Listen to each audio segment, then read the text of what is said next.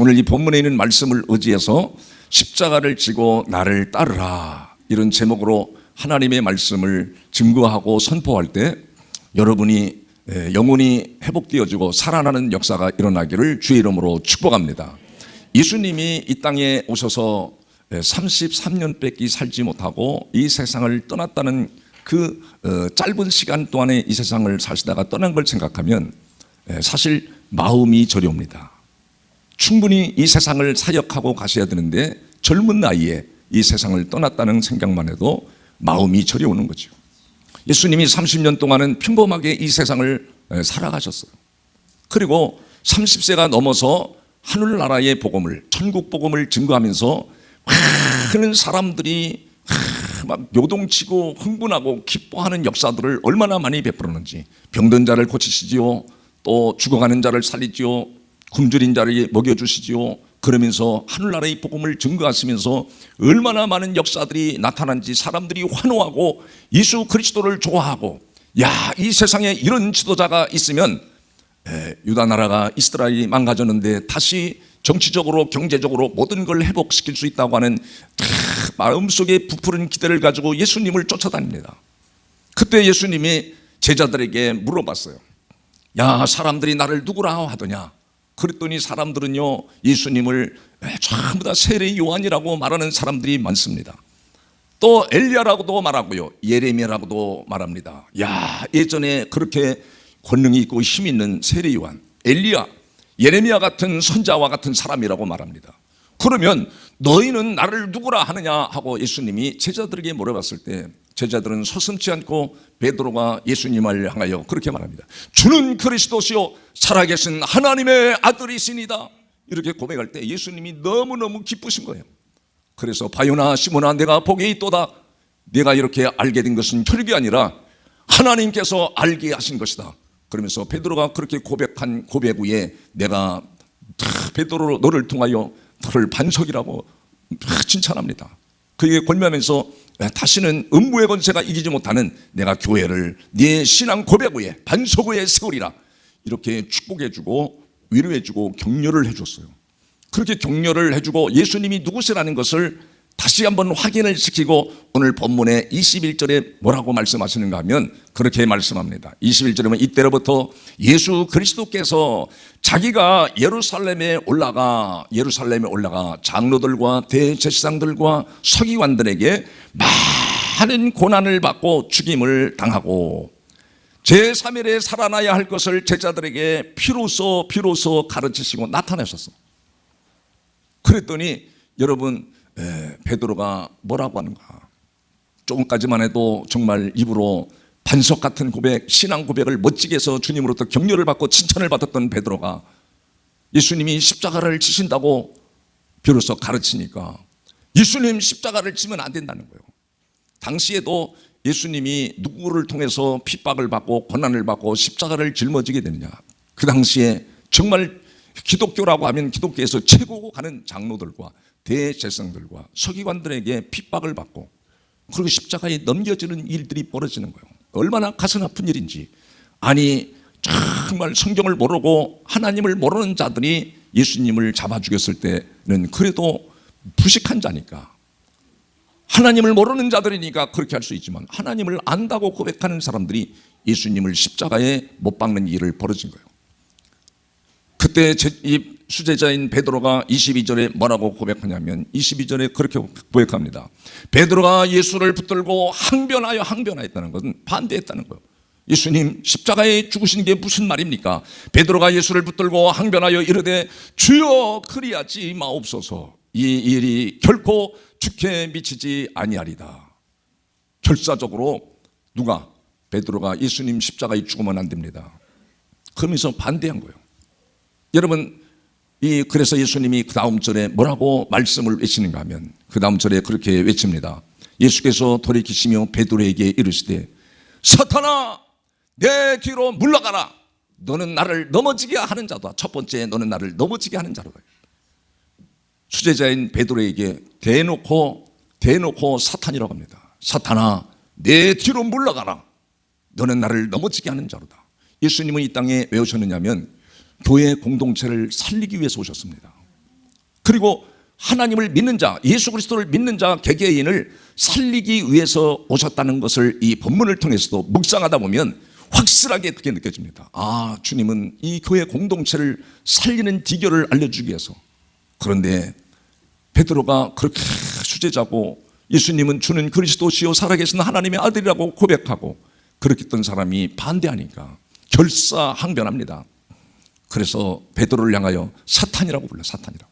이 사탄은요, 원문의 뜻은 대적자, 회방자, 방해하는 자, 여러 가지 내용을 가지고 있는데, 최초의 인간 에덴 동산에도 이 사탄이 몰래 찾아와서 하와의 마음을 미혹합니다. 그래서 남편까지 죄를 짓게 해가지고 하나님을 불신하게 하고 하나님의 뜻을 거역하게 해서 인류의 죽음이라고 하는 비참한 이 역사를 만들어낸 겁니다. 오늘날도 이 마귀는 우리가 잘 믿는다고, 우리가 직분을 받았다고, 오래 신앙생활했다고 마귀 안 찾아오는 것이 아니라 마귀는 두루두루 찾아다니는 거예요. 두루두루 안 가는 데 없이 여러분을 뒤쫓아다니면서 어떻게든지 예수 그리스도는 살리기 위해 이 비전과 꿈을 참 망가뜨린다는 거예요. 넘어지게 한다는 거예요. 여러분, 교회를 넘어지게 하고 또한 우리 교인들을 넘어지게 하고 목회자를 넘어지게 하려고 하는 그런 사람들이 얼마나 많은지 아십니까? 그게 사탄의 미혹이 되어서 예수 그리스도는 이 땅에 교회를 살리고 믿는 사람들을 살리기 위해서 십자가에 못 박히셨는데 그 사실을 모르고, 이론적으로는 알지요 여러분이. 다 예수님은 나를 위해서 십자가에 피 흘리셨습니다. 그렇게 다 아는데 실제는 교회를 살리고 한 사람 한 사람을 살리는데 협력하고 선을 이루는 일에 앞장서지를 않는 거예요. 그래서 예수님은 사탄아, 베드로를 향하여 사탄아 내 뒤로 물러가라. 너는 나를 넘어지게 하는 자로다. 넘어지게 하려고 하는 사람들이 얼마나 많은지 아십니까?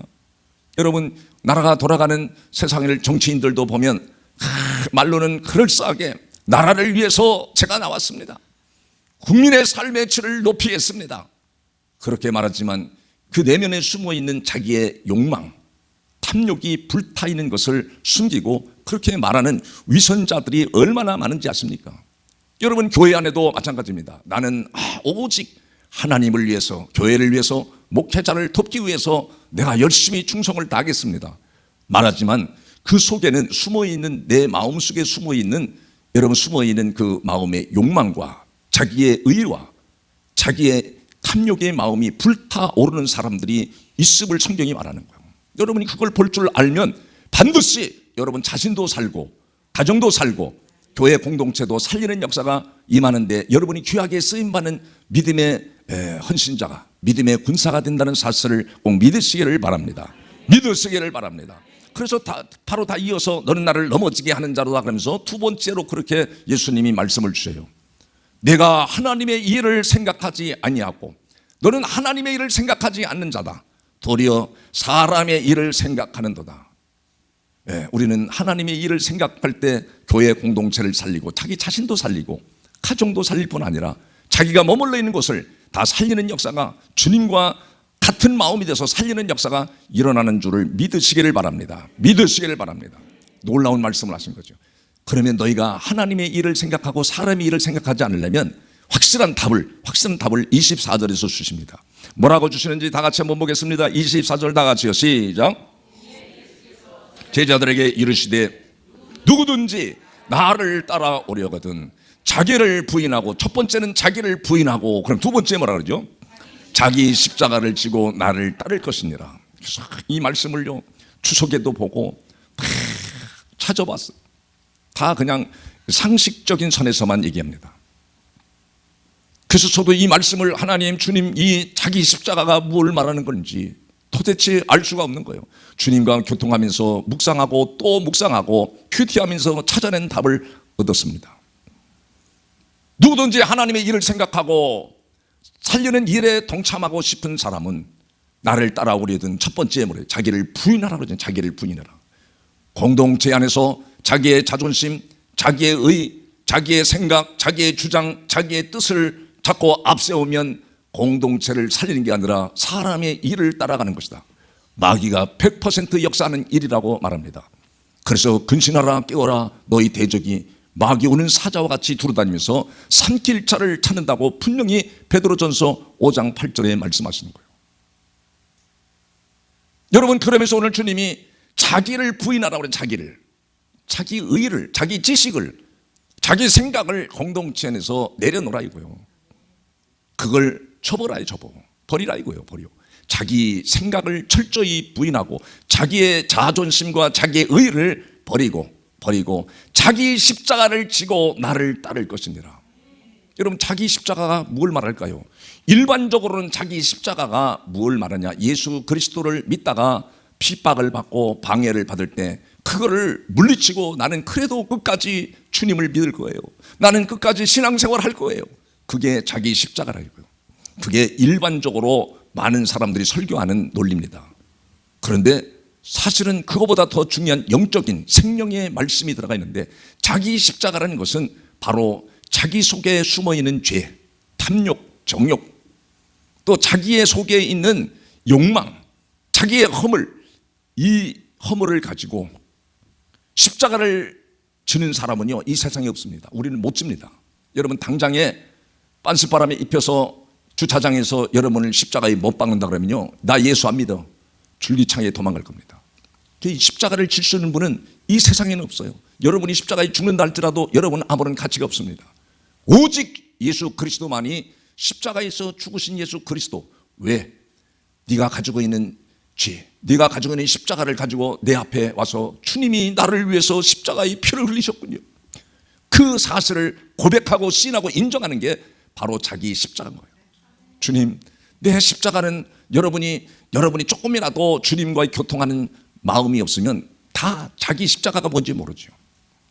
그냥 착하게, 거룩하게, 똑똑하게 그냥 잘난 대로 사는 것이 자기 십자가라고 생각하는데, 여러분, 자기 십자가는 얼마나 우리가 약한가. 그 약함을 가지고 주님 앞에 와서 주님이 나를 위해서 십자가를 지셨군요. 그 십자가에서 주님을 만나면 가슴이 저려오고 거기에 에너지가 들어오고 용기와 소망이 들어오는 것을 느낍니다.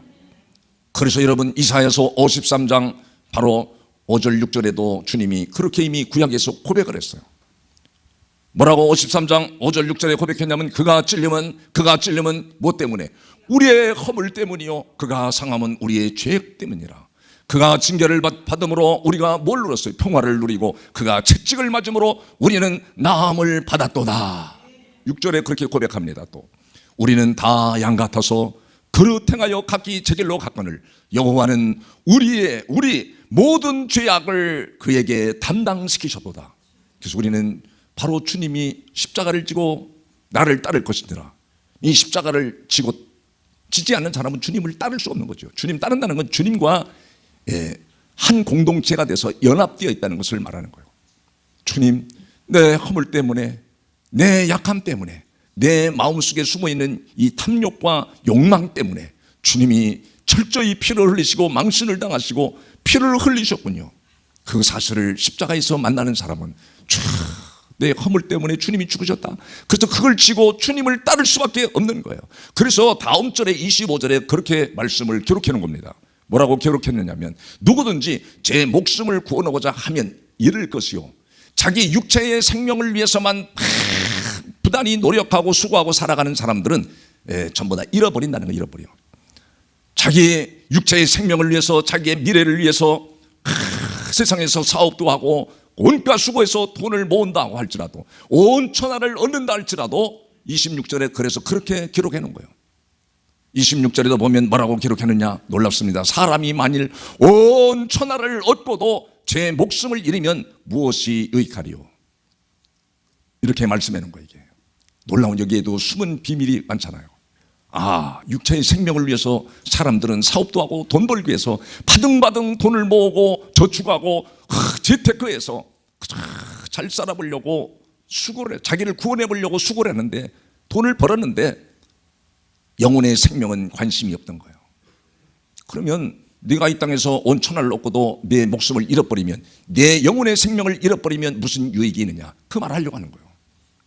여러분, 25절에 다시 보겠습니다. 25절에 보면 그렇게 말해요. 그래서 놀랍습니다. 누구든지 제 목숨을, 육체의 생명을 얻고자 하면 다 잃어버릴 것이요, 아무리 돈을 많이 벌고 사업을 하고 운동을 해서 건강을 지켰다 할지라도 다 잃어버릴 것이요, 누구든지 나를 위하여, 예수 그리스도를 위하여, 여러분, 내 십자가를 지고 하나님의 일을 생각하며, 주님, 내가 하나님의 일에 협력하는 자가 되겠습니다. 그 일에 내가 헌신하고 충성하는 자가 되겠습니다.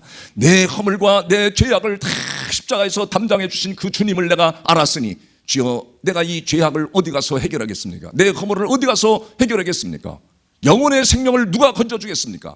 나를 위해서 바로 그 말하려고 하는 거예요. 누구든지 나를 위하여 제 목숨을 잃으면 다 찾는다는 거예요. 다시 찾는다는 거예요. 우리는 육신의 땅에 있는 육신의 생명만 생각하고 살지 영혼의 생명을 위해서 주님이 십자가에서 피를 흘리셨구나. 그래서 교회 공동체와 가정 공동체에 내가 거기에 쓰임받는 헌신자로 충성자로 여러분이 하나님의 일을 모르니까 그 일을 헌신하지 않는 거예요. 그래서 마지막 절에도 그렇게 말하잖아요. 마지막 26절에 그렇게 결론을 내려줍니다. 26절에 사람이 만일 온 천하를 얻고도 자기의 영혼의 생명을 잃어버리면 땅에서 잘 됐어, 돈 많이 벌었어, 재택해서 살 만큼 열을 가졌어, 그래도 영혼의 생명을 얻지 못하면 무엇이 유익하리요? 사람이 무엇을 주고 제 영혼의 생명을 바꾸겠느냐? 여러분, 육체의 생명도 얼마나 귀중합니까? 그것보다 더 소중한 게 내 영혼의 생명이 있다는 것을 성경은 확실하게 말하고 있어요. 그래서 제가 장례식에 가서 꼭 한 번씩 다루는 단어가 있습니다. 우리는 모두가 죽습니다. 죽으면 그것으로 끝나는 게 아니라, 그래서 사람들에게 할아버지가 어떻게 되시냐, 다 돌아가셨다고 말해. 돌아가셨다고. 돌아가신 것은 온 곳이 있기 때문에 다시 돌아가는 곳이 있다는 거. 우리가 늙어도 우리의 마음은요 젊을 때와 똑같습니다. 내가 최고로 잘 나가던 전성시대와 똑같습니다. 그러니까 우리의 영혼과 우리의 생각은 죽지 않는다는 거예요. 몸은 한 번 죽는 것이 하나님의 말씀을 불순종하고 거역해서 죽는 것이 하나님이 정해놨다 이거예요. 그것이 1차 심판이라는 거예요. 이제는 여러분, 우리의 영혼의 생명은 영원히 죽지 않고 영원히 사는 생명을 우리 주님이 주신다고 말씀하시니까 내 십자가를 지고 주님 앞에 와서, 주님, 나를 위해서, 나의 허물을 위해서 십자가에 피 흘리셨군요. 그래서 주님 앞에 와서 고백하고 시인하고 따르는 거. 주님을 내가 따르겠습니다. 그래서 나는 육체의 생명만을 위해서 살지 아니하고 영혼의 생명을 위해서 달려가는 주님의 군사와 같은 십자가의 군병이 되겠습니다. 주님, 하나님의 일을 생각하는 자가 되겠습니다. 그래서 내 가정이 무너진다 할지라도 내 가정을 수습하여 일으켜 세우고 교회 공동체를 일으켜 세우는 정말 훌륭한 그리스도인이 되기를 확실히 고백하고 소원합니다. 이렇게 고백하는 한 주간이 되기를 주의 이름으로 축복합니다.